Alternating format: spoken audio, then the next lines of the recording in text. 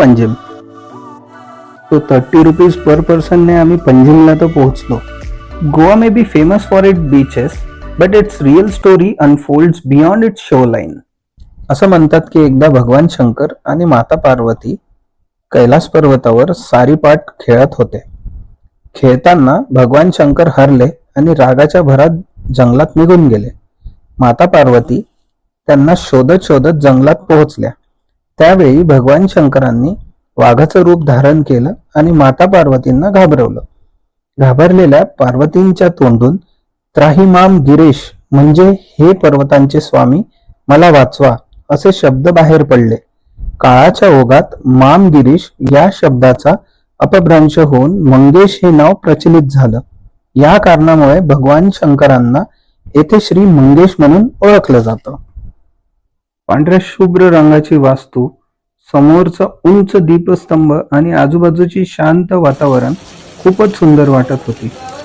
इथे आल्यावर जाणवलं की गोवा फक्त समुद्र किनाऱ्यांसाठी प्रसिद्ध नाही. अशा ठिकाणी आल्यावर गोवाचं कल्चरल आणि स्पिरिच्युअल साईड पण दिसतं. महत्वाची गोष्ट म्हणजे या पण मंदिरात ड्रेस कोड कंपल्सरी आहे.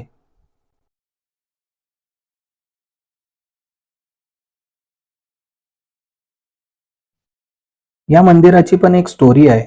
असं म्हणतात की समुद्र मंथनाच्या वेळी भगवान विष्णूंनी मोहिनीचं रूप घेतलं होतं. देव आणि दानवांमध्ये अमृत वाटताना मोहिनीने देवांना मदत केली आणि याच मोहिनी रूपाला पुढे म्हाळसा देवी म्हणून मानलं जाऊ लागलं. म्हणून इथल्या देवीला फक्त शक्तीची देवी नाही तर बुद्धी, न्याय आणि धैर्याचं प्रतीक मानलं जातं.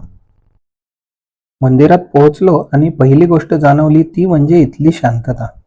असं वाटतच नव्हतं की आम्ही गोव्यामध्ये आहे. वातावरण एवढं प्रसन्न आणि एकदम शांत होतं.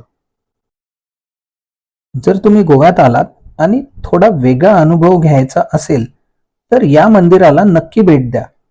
आम्ही तर बसने आलो, आरामात दर्शन घेतलं आणि एक छान अनुभव घेऊन परत निघालो. इथे आल्यानंतर एक वेगळीच प्रसन्नता जाणवते. कदाचित म्हणूनच दरवर्षी हजारो पर्यटक या मंदिराला भेट देतात.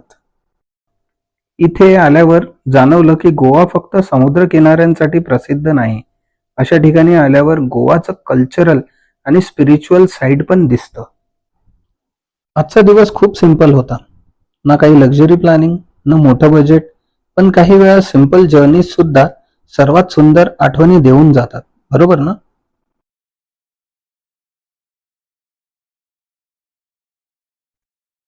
Goa is more than beaches, more than destinations. It's an experience, and today we are lucky enough to experience it. Another journey completed, another memory added. See you in the next adventure. Thank you.